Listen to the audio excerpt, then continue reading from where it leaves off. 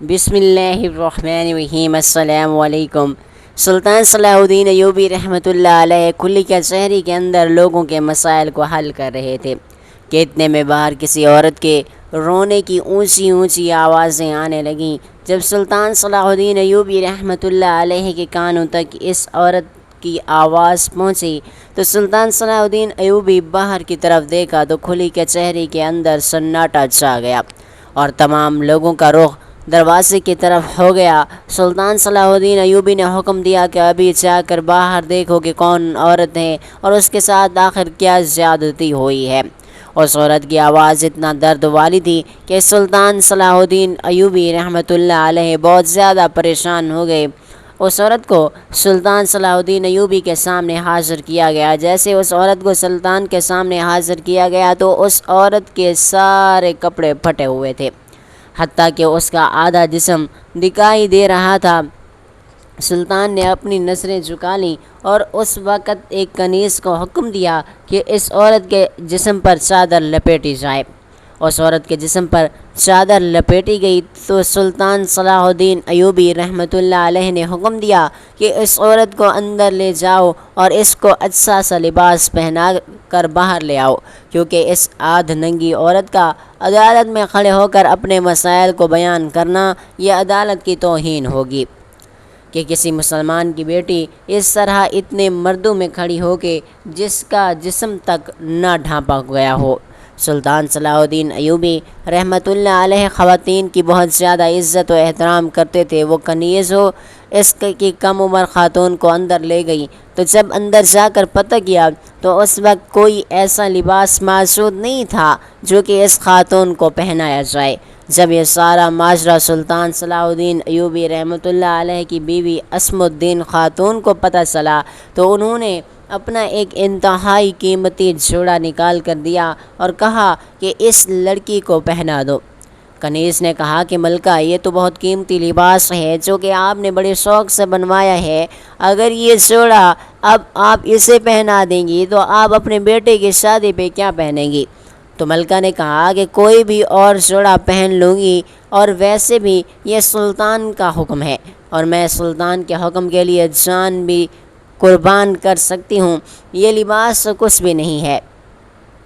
اس عورت کو قیمتی لباس پہنا کر باہر لایا گیا۔ وہ عورت جیسے ہی سلطان کے سامنے حاضر ہوئی تو اس نے کہا، سلطان صلاح الدین ایوبی، آپ کا خدا آپ کو سمندر میں موجود ریت کے مانند ترقی دے۔ آپ میرے بارے میں ذرا نہیں جانتے، نہ ہی آپ یہ جانتے ہیں کہ میں کتنی گنہگار ہوں، ایک بھکاری عورت ہوں۔ آپ نے یہ سمجھے بغیر اتنا قیمتی لباس پہنا دیا، اتنا قیمتی لباس پہننے کا حکم دے دیا جسے میں ساری زندگی چاہ کر بھی نہیں پہن سکتی۔ اس طرح کا صرف کسی بھی شخص کا میں نے زندگی میں پہلی بار دیکھا ہے، اور خاص کر آپ کی بیوی کا بہت بڑا دل ہے جنہوں نے اپنا انتہائی قیمتی سوٹ مجھے غریب کے جسم پر نچھاور کر دیا۔ سلطان نے کہا کہ ہماری نظر میں نہ کوئی امیر ہے اور نہ کوئی غریب ہوتا ہے، ہم اللہ تبارک و تعالیٰ کے بندے ہیں اور تمام اسی کی ہی عبادت کرتے ہیں۔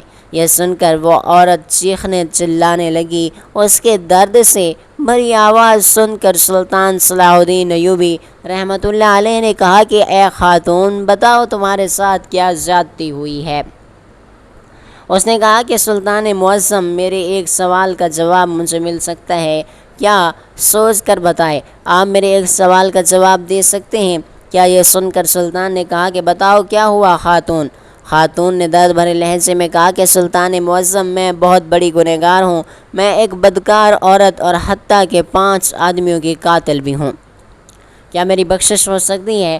یہ سن کر سلطان خود اور دربار میں موجود تمام لوگ چونک گئے کہ قاتل اور بدکار عورت سلطان کے سامنے آنے کی جرات کیسے کر سکتی ہے۔ سلطان نے اس عورت کو کہا کہ یہ تم کیا کہہ رہی ہو؟ تو اس عورت نے کہا کہ سلطان معظم، بے شک میں بدکار تو ضرور تھی لیکن قاتل کبھی نہیں تھی، لیکن اپنی جان بچانے کی خاطر مجھے قتل کرنا پڑا۔ یہ سن کر سلطان صلاح الدین ایوبی رحمۃ اللہ علیہ نے کہا، تم اپنی بات تفصیل کے ساتھ ہم لوگوں کو بتاؤ۔ اس نے کہا کہ سلطان معظم، میری شادی ایک مزدور سے ہوئی تھی تو اللہ تبارک و تعالی نے ہمیں ایک بیٹا عطا کر دیا۔ میرا بیٹا جب 2 سال کا ہوا تو میرا شوہر کسی حادثے میں زخمی ہو گیا، اور حتیٰ کہ اتنا زخمی ہوا کہ اب وہ کمانے کے قابل بھی نہیں بچا۔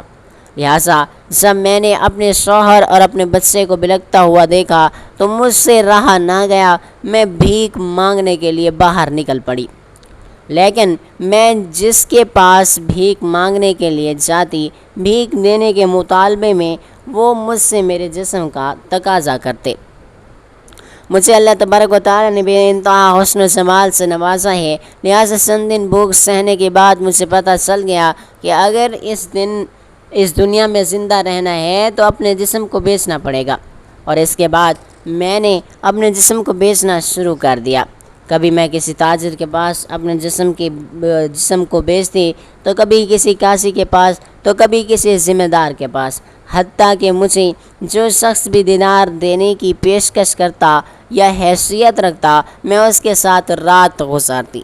سلطان معظم، ایک دن مجھے ایک وڈیرے کی طرف سے پیغام ملا کہ اس نے مجھے اپنے ڈیرے پر بلایا ہے اور کہا کہ فلاں ڈیرے پر آ جاؤ تو ہمیں میرے ساتھ ایک رات گزارنے کے بدلے میں 1000 دینار اور 1 سونے کے سکے دوں گا، لہٰذا تم ایک رات کے لیے میرے ساتھ سونے کے سکوں کے لیے تیار ہو جاؤ۔ میں اس کے ڈیرے پر پہنچ گئی۔ میں بہت زیادہ خوش تھی کہ ایک رات کے 1 سونے کے سکے اور 1000 دینار مل جائیں گے، یہ میری زندگی کی کمائی سے بھی زیادہ تھے۔ لیکن جب میں اس کے ڈیرے پر پہنچی تو میں نے اس وڈیرے کو کہا کہ بے شک میں کئی لوگوں کے ساتھ سو چکی ہوں، اور لہٰذا میں ایک رات کے 1000 سونے کے سکے اور 1000 دینار لوں گی۔ یہ سن کر اس نے کہا کہ تم ٹھیک کہہ رہی ہو۔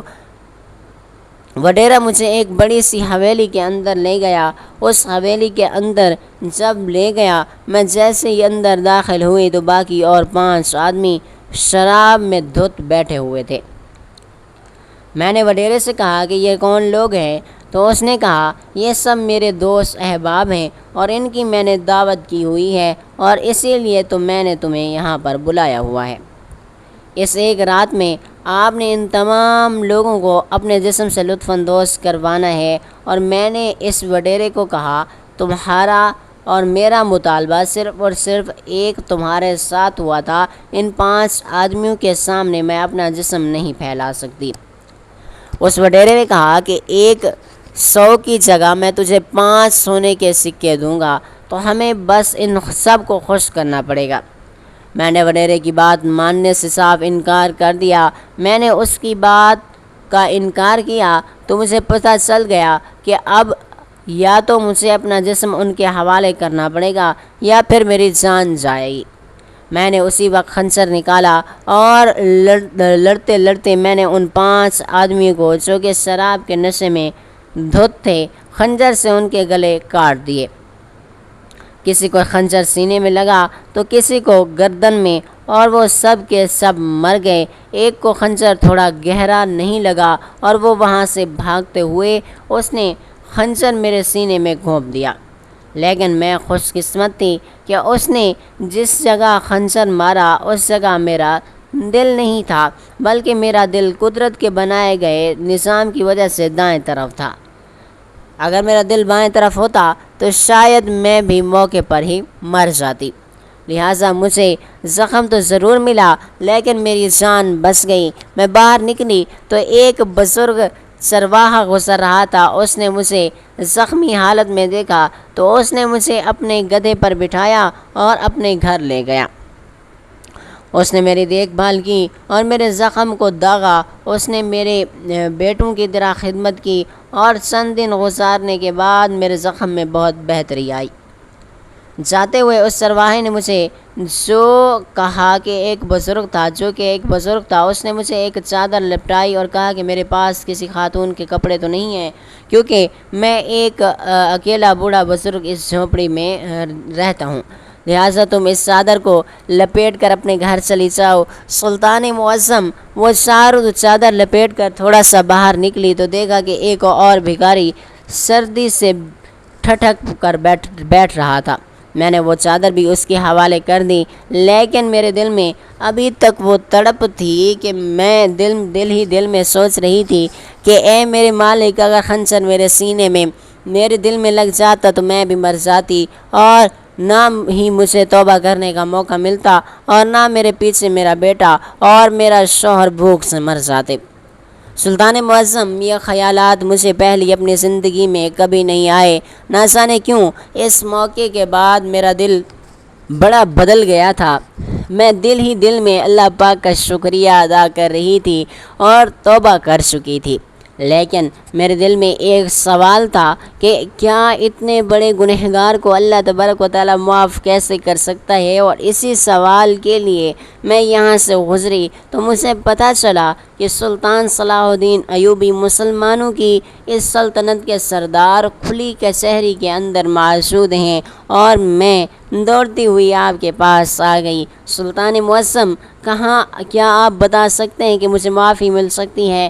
کیا میں ان گناہوں کی توبہ کر سکتی ہوں؟ یہ سن کر سلطان صلاح الدین ایوبی رحمۃ اللہ علیہ مسکرانے لگے، اور سلطان کی مسکراہٹ کو دیکھ کر دربار میں بیٹھے تمام لوگ حیران ہو گئے، اور یہ عورت بھی بہت زیادہ پریشان ہو گئی کہ میں نے ایسی کیا بات کر دی کہ سلطان نے مسکرانا شروع کر دیا۔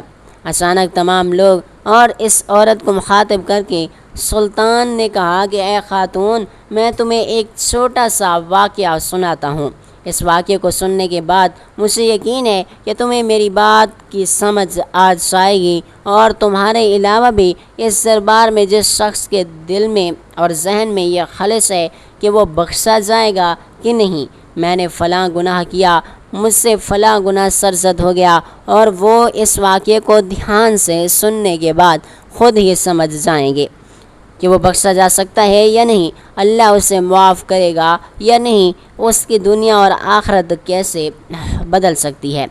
اس واقعے کو بغور سمجھنے کے بعد آپ اندازہ کر سکیں گے، اور مجھے امید ہے کہ ہر شخص کے ضمیر کی آواز وہ محسوس کر سکے گی۔ تمام لوگ سلطان صلاح الدین ایوبی کی طرف دیکھ رہے تھے۔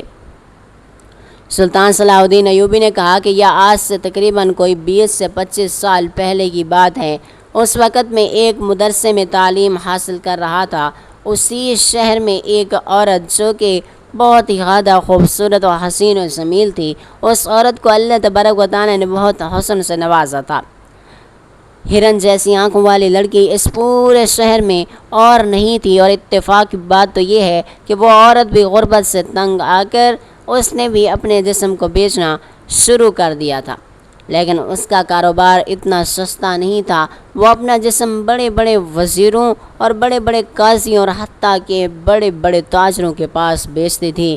اس کے حسن کی شہرت نہ صرف مصر اور فلسطین میں پھیلی، بلکہ وہ لڑکی اپنے حسن کی وجہ سے پورے عرب میں مشہور ہو گئی۔ اس کے حسن کے چرچے سن کر ایک دفعہ اس کو ایک شہزادے کا خط ملا کہ جس میں اس نے لکھا کہ فلاں دن حج کے لیے قافلہ روانہ ہونے والا ہے، اور اگر تم اس قافلے کے ساتھ میرے پاس آ جاؤ تو میں تمہیں اتنی دولت سے نوازوں گا کہ تمہیں ساری زندگی کسی اور کے ساتھ سونے کی ضرورت نہیں پڑے گی۔ اس عورت کے دل میں لالچ آ گیا، اور اس نے سوچا کہ اگر ایک ہی رات کو اتنی دولت ملے گی کہ میرا ہر خواب پورا ہو جائے گا تو یہ سودا گھاٹے کا سودا تو نہیں ہے۔ اس عورت نے تیاریاں شروع کر دیں۔ قافلے کے اندر ایک دو تاجر بھی موجود تھے، لیکن انہوں نے بھی تجارت کرنے کے بعد ہی اس حج کے لیے جانا تھا۔ اتنے بڑے قافلے میں صرف اور صرف ایک ہی لڑکی تھی جو کہ اس شہزادے کے پاس فحشیت کا کام کرنے جا رہی تھی۔ تمام لوگ راستے میں اللہم لبیک کہتے ہوئے خوشی خوشی کے ساتھ جا رہے تھے۔ کوئی کہہ رہا تھا کہ میں جا کر اپنے اللہ سے اپنے سارے گناہوں کی معافی مانگوں گا، تو کوئی کہہ رہا تھا کہ اپنی بیٹی کے لیے اس کے اچھے نصیب کی دعا کرنے جا رہا ہوں، تو کسی کے منہ سے صرف اور صرف یہ الفاظ نکل رہے تھے کہ یا اللہ پاک میرے گناہوں کو بخش دے، میں نادم ہوں، میں شرمندہ ہوں، مجھے معاف کر دے، میری آخرت کو سنوار دے۔ اور سارے راستے میں اس قافلے کے اندر بس اسی عورت کی باتیں ہو رہی تھیں جو کہ دل پر لگتی رہیں۔ ایک طرف وہ سوچتی کہ میں کس مقصد کے لیے جا رہی ہوں، اور دوسری طرف یہ لوگ کس مقصد کے لیے جا رہے ہیں۔ ان کی باتیں اس عورت کو بہت زیادہ متاثر کر رہی تھیں۔ اسی خط میں اس شہزادے نے یہ بھی لکھا تھا کہ فلاں مقام پر میرا شاہ سوار موجود ہوگے، وہ تمہیں اس قافلے سے لے کر سیدھا ایک حویلی میں لے کر آ جائیں گے۔ میں اس حویلی کے اندر ایک دن کے اندر پہنچ جاؤں گا، اور اس حویلی کے اندر ہی ہم اپنی رات رنگین کریں گے اور لطف اٹھائیں گے۔ قافلہ روانہ ہو گیا۔ چند دنوں کے بعد قافلہ اسی جگہ سے گزرا تو وہاں قیمتی لباس میں ملبوس 8 گھوڑوں پر شاہ سوار موجود تھے۔ انہوں نے لڑکی کو پہچان لیا اور اس لڑکی کو قافلے کے ساتھ اپنے گھوڑے پر سوار کر کے اس حویلی کے اندر لے گئے۔ وہ لڑکی جیسے ہی حویلی کے اندر کمرے کے اندر پہنچی، شاہی بستر موجود تھا اور اس کے ذہن میں لوگوں کی باتیں چل رہی تھیں، اور اتنا لمبا سفر کرنے کی وجہ سے وہ بہت زیادہ تھک چکی تھی۔ وہ بستر پر لیٹ گئی اور اسے نیند آ گئی۔ اس نے نیند میں دیکھا کہ اس کے بائیں طرف ایک آدمی اپنے ہاتھ میں چھڑی لیے کھڑا ہوا ہے، اور اس چھڑی سے روشنی ہی روشنی، نور ہی نور نکل رہا ہے، اور اس نور سے سارا کمرہ روشن ہو گیا۔ جب دوسری طرف وہ دیکھتی ہے تو اس کا جسم نہ برداشت کرنے والی آگ میں جھلس رہا ہے۔ وہ خود کو آگ سے بچانے کی بہت زیادہ کوشش کر رہی ہے۔ وہ دوڑتی ہے تو آگ اس کے پیچھے پیچھے چلتی ہے، اور اچانک وہ ایک گہری کھائی میں جا گرتی ہے جہاں بڑے بڑے سانپ، بچھو، کیڑے مکوڑے وغیرہ اسے نظر آتے ہیں۔ تو وہ چیخنا چلانا شروع کر دیتی ہے۔ اچانک اسی دہشت کے ساتھ اپنے سارے جسم پر سینے کو محسوس کرتی ہوئی اس کی آنکھ کھل گئی، اور وہ بہت زیادہ پریشان ہو گئی، اور اس کی دل کی دھڑکن تیز ہو گئی، اور اس نے اسی وقت اپنے قیمتی سامان اور اپنے ساتھ لیا اور باہر نکلی تو دیکھا کہ ایک حویلی کے پاس ایک اونٹ ملا کھڑا تھا جو کہ ایک جگہ سے دوسری جگہ لے جانے کے لیے چند سونے کے سکے لیتا ہے۔ اس عورت نے اس کو کہا کہ تم مجھے مکہ مکرمہ پہنچا دو، میں تمہیں منہ مانگی قیمت دوں گی۔ مکہ مکرمہ حویلی سے 40 میل کے فاصلے پر تھا۔ اس اونٹ والے نے کہا کہ اگر تمہیں مکہ مکرمہ پہنچنا ہے تو میں 2 گھوڑے لے کر آتا ہوں، گھوڑے پر ہم جلدی پہنچ جائیں گے۔ وہ چند ہی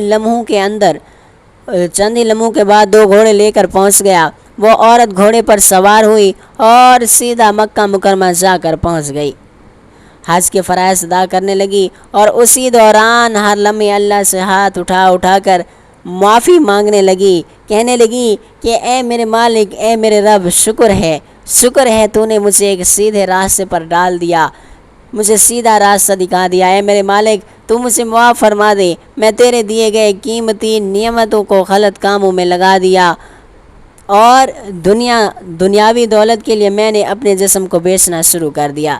اے میرے مالک، مجھے معاف کر دے، اے میرے مالک، مجھے معاف کر دے، میں غفلت میں ڈوب چکی تھی، مجھے دنیا کی رنگینی نے اپنی طرف مائل کر لیا تھا، مجھے تو خیال تک نہ تھا کہ میں نے اس دنیا کو چھوڑ کر جانا بھی ہے، یہ میرا ہمیشہ کا ٹھکانہ تو نہیں ہے۔ اتفاقاً اسے حج کے دوران ہی مسلمانوں کے سلطان کا ایک سپر سالار جوال ثانی مل گیا۔ سلطان کے سپر سالار کو جب اس لڑکی نے دیکھا تو اس کے پاس گئی اور کہا کہ حضور، آپ اور یہاں کیسے؟ سپر سالار نے کہا کہ لڑکی، تم یہاں کیسے؟ تمہارا کام تو یہاں نہیں ہے، کیونکہ یہ سالار اس عورت کو جانتا تھا، ان کی پہلی ملاقات ہو چکی تھی۔ وہ ملاقات یوں ہوئی تھی کہ ایک دفعہ سلطان کا یہ سپر سالار پڑوسی بادشاہ کے ایک وزیر کو سلطان کا پیغام دینے کے لیے گیا، تو اس وقت یہی لڑکی وزیر کے کمرے میں اس کے ساتھ سونے کے لیے تیار بیٹھی تھی۔ سلطان کے سپر سالار نے اسے منع کیا تھا کہ تم یہ کام چھوڑ دو، ایک مسلمان ہو کر یہ تم غلط کام کر رہی ہو، یہ کسی بھی مسلمان عورت کا شیوا نہیں ہو سکتا۔ تم چند سونے کے سکوں کے عوض دیناروں کی خاطر اتنا جسم بیچ رہی ہو؟ تم نہ صرف اپنا بلکہ مسلمان عورتوں کے لیے باعث شرمندگی کا باعث ہو۔ لیکن اس نے اس وقت سلطان کے سپر سالار کو جھڑک کر وہاں سے چلی گئی، لہٰذا سپر سالار اسے مکہ مکرمہ میں دیکھ کر بہت زیادہ حیران ہو گیا۔ اس لڑکی نے سپر سالار کو بتایا کہ اللہ تبارک و تعالیٰ نے مجھے توبہ کرنے کی توفیق عطا فرما دی ہے، میری منزل تو غلط تھی لیکن میری منزل میرا راستہ، میرا دل تبدیل ہو گیا اور میں نے اللہ تبارک و تعالیٰ سے توبہ کر لی۔ اللہ سے تم بھی دعا مانگو کہ وہ مجھے معاف کر دے۔ سپر سالار نے کہا بے شک وہ بڑا غفور و رحیم ہے، وہ تمہیں ضرور معاف کر دے گا۔ جمال ثانی نے کہا کہ تمہیں معاف کرنے کے لیے یہی سب سے بڑی نشانی ہے کہ اللہ تبارک و تعالیٰ نے تمہارا دل بدل دیا اور تمہیں اپنے گھر مہمان بنا کر بلایا گیا، اور یہ ہر کسی کے نصیب میں نہیں ہوتا۔ یہ سنتے ہی وہ عورت زار و قطار رونے لگی، گڑ گڑانے لگی، کبھی یہ خدا کی شان کو دیکھتی اور کبھی اپنی زندگی میں کیے گئے کرتوتوں کو۔ جمال ثانی نے اسے حوصلہ دیا، پھر ان دونوں نے اکٹھے حج ادا کیا، اور جب حج کی واپسی پر قافلہ تیار ہونے لگا تو اس لڑکی نے سپر سالار کو کہا کہ میرے ساتھ اور کوئی نہیں ہے، لہٰذا میں اس قافلے کے ساتھ چلنا چاہوں گی۔ تو سپر سالار نے کہا کہ بے شک تم ہمارے ساتھ چلو، لیکن یہ حاجیوں کا قافلہ ہے اور میں ایک سپر سالار ہوں، میرے ساتھ اگر قافلے والے نامحرم لڑکی کو دیکھیں گے تو وہ مجھے کیا کہیں گے، لہٰذا تم میرے ساتھ نکاح کر لو، میں تمہیں اپنے ساتھ لے جانے کے لیے تیار ہوں۔ اس لڑکی نے سلطان کے سپر سالار سے نکاح کر لیا اور اس کے بعد وہ سپر سالار کی بیوی بن وقت آنے کے بعد وہی سپر سالار کی بیوی اپنے شوہر کے ساتھ لڑتے ہوئے دونوں شہید ہو گئے۔ سلطان صلاح الدین ایوبی رحمۃ اللہ علیہ نے مجمع کو مخاطب کر کے کہا کہ آپ لوگ دیکھیں کہ ایک عورت جس کی ہر رات کسی نامحرم مرد کے ساتھ بستر پر غلاظت کرتے ہوئے گزرتی تھی، وہ ایک شہید سپر سالار کی بیوی بن کر گئی، اور اگر اللہ تبارک و تعالیٰ اس کو معاف نہ کرتا تو وہ کبھی بھی شہید نہ ہوتی، نہ خدا اس کا دل بدلتا اور نہ اپنے گھر میں اسے بلاتا۔ یہ واقعہ سن کر وہ لڑکی زار و قطار رونے لگی، حتیٰ کہ اس کی ہچکی بند ہو گئی۔ اپنے دل کی بھڑاس نکالنے کے بعد اس عورت نے کہا کہ سلطان معظم، آپ بھی اللہ سے دعا کرنا کہ وہ مجھے معاف کر دے۔ اتنے میں ایک سلطان کا وزیر بول اٹھا اور کہا کہ حضور، اس لڑکی نے 5 آدمیوں کا قتل کیا، کیا آپ اسے ایسے جانے دیں گے؟ تو سلطان صلاح الدین ایوبی رحمۃ اللہ علیہ نے فرمایا کہ اے وزیر، یہ بات تم بھی جانتے ہو کہ اس لڑکی نے ان مردوں پر اس وقت حملہ کیا جب اس کو اپنی جان کا خطرہ تھا، اور اپنی جان بچانے کے بدلے میں اگر حملہ کو قتل کیا جائے تو اس کے بدلے میں کوئی قصاص نہیں ہوتا، لہٰذا اس عورت پر کوئی قصاص یا گناہ نہیں ہے، اس لیے اس عورت کو بغیر کوئی سزا دیے یا سنائے سلطان صلاح الدین ایوبی رحمۃ اللہ علیہ عدالت سے رخصت کر دیا۔ اور کہتے ہیں کہ وہ عورت بعد میں اتنی نیکوکار بن گئی کہ بڑے بڑے عالم اس کا بڑے بڑے ادب سے ذکر کرتے تھے، اور اکثر لوگ کہا کرتے تھے کہ اگر اس دنیا میں کسی جنتی عورت کو دیکھنا ہے تو اس سے بہتر شکل جنتی کی نہیں ہو سکتی، کیونکہ وہ بہت زیادہ پرہیزگار بن چکی تھی، پردے دار بن چکی تھی۔ بس جب اللہ تبارک و تعالیٰ کسی کو ہدایت دے دے تو پھر اس کا دامن تھام لیتا ہے۔ انسان خطا کار ہے، انسان خطا کا پتلا ہے، انسان اپنی زندگی میں بے شمار ایسے گناہ کر بیٹھتا ہے، لیکن جب اللہ اسے ہدایت دیتا ہے، سیدھا راستہ دکھاتا ہے، تو اس سے اپنے تمام گناہوں پر شرمندگی ہوتی ہے، اور یہ رو رو کر اللہ تبارک و تعالیٰ سے اپنی زندگی میں کیے گئے سیاہ اعمالوں کی معافی مانگتا ہے۔ تو اللہ تبارک و تعالیٰ ہر سچے دل سے، سچی نیت سے توبہ کرنے والوں کی توبہ کو قبول فرما کر اسے معاف کر دیتا ہے۔ ایک دفعہ سلطان صلاح الدین ایوبی رحمۃ اللہ علیہ اپنے دربار میں بیٹھے سلطنت کی ضروری امور پر کام کر رہے تھے کہ اتنے میں اچانک ایک شکاری چند پرندے لے کر حاضر ہوا۔ ان پرندوں میں مختلف قسم کے کبوتر، چکور اور باز وغیرہ شامل تھے۔ جبکہ ان تمام پرندوں میں ایک چکور بھی تھی جس کی ایک ٹانگ نہیں تھی اور کافی عرصے قید میں رہنے کی وجہ سے یہ پہلے کی طرح اڑ بھی نہیں پاتا تھا۔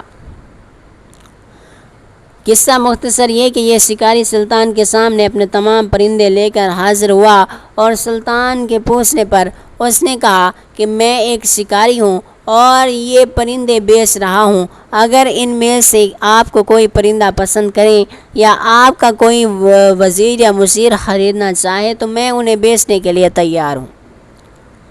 سلطان صلاح الدین ایوبی رحمۃ اللہ علیہ نے جب اس شکاری کے تمام پرندوں پر نظر ماری تو آپ نے ایک چکور کو دیکھا جس کی ایک ٹانگ نہیں تھی، اور سلطان نے مختلف پرندوں کے دام معلوم کیے اور آخر میں اس چکور کی قیمت پوچھی جس کی ایک ٹانگ نہیں تھی۔ شکاری نے اس چکور کی قیمت تمام پرندوں سے زیادہ بتائی۔ سلطان صلاح الدین ایوبی رحمۃ اللہ علیہ شکاری کے یہ الفاظ سن کر حیران ہوئے اور کہا کہ تمہارے پاس اتنے مہنگے اور بڑے پرندے ہیں جبکہ ان کی قیمت ان کے دام اس لنگڑے چکور سے کم ہے، اور اس چکور کی ایک ٹانگ بھی نہیں ہے جبکہ اس کے دام تم نے سب پرندوں سے زیادہ بتائے ہیں۔ اس کی کیا وجہ ہے؟ حیران بھی ہوں اور تمہاری اس بات کا مطلب بھی نہیں سمجھا۔ حالانکہ اس چکور جس کی ایک ٹانگ نہیں، اس کے دام میں تو باقی پرندوں سے کم ہونے چاہیے تھے، پھر یہ اتنا مہنگا کیوں ہے؟ اس کی کیا وجہ ہے؟ اور شکاری شخص نے مسکراتے ہوئے جواب دیا، جناب یہ کوئی معمولی چکور نہیں ہے۔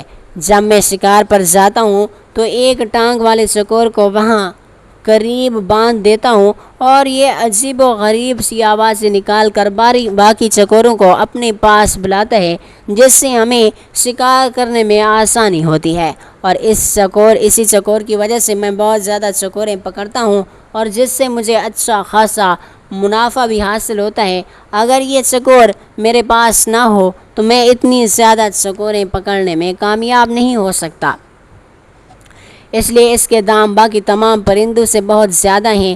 خیر سلطان معظم، آپ نے اس کا کیا کرنا ہے؟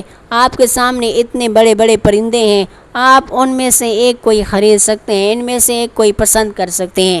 سلطان صلاح الدین ایوبی رحمۃ اللہ علیہ نے اس شخص کو چکور کی منہ مانگی قیمت ادا کر دی، اور قیمت ادا کرنے کے بعد اس چکور کو خرید لیا۔ سودا ہو گیا، شکاری نے دام لیے، اپنی جیب میں ڈال لیے۔ سلطان صلاح الدین ایوبی رحمۃ اللہ علیہ نے فوری اس چکور کو خرید کر اس کی گردن تن سے جدا کر دی۔ اس پر دربار میں موجود تمام وزیر و مشیر حیران رہ گئے کہ سلطان نے اتنے مہنگے داموں میں اس چکور کو خریدا اور فوری اس کو مار دیا۔ سب کے ذہنوں میں یہی سوال گردش کر رہا تھا، حتیٰ کہ اس شکاری شخص نے بڑے حیران ہو کر پوچھا، حضور آپ نے اتنی قیمت ادا کرنے کے بعد اسے کیوں مار دیا؟ اگر اسے آپ لوگوں نے مارنا ہی تھا تو آپ نے خریدا ہی کیوں؟ واپس مجھے ہی کر دیتے۔